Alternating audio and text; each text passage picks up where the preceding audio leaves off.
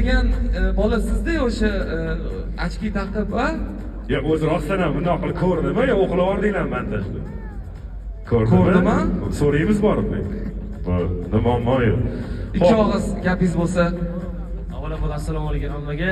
Sizlar bilan ko'rishganimizda baqoyatda bo'lsangiz, mana shu yerga chiqishimizga lavozim topganlar uchun sizlarga va hammaga kattakon rahmat. Xursandman to'g'risi.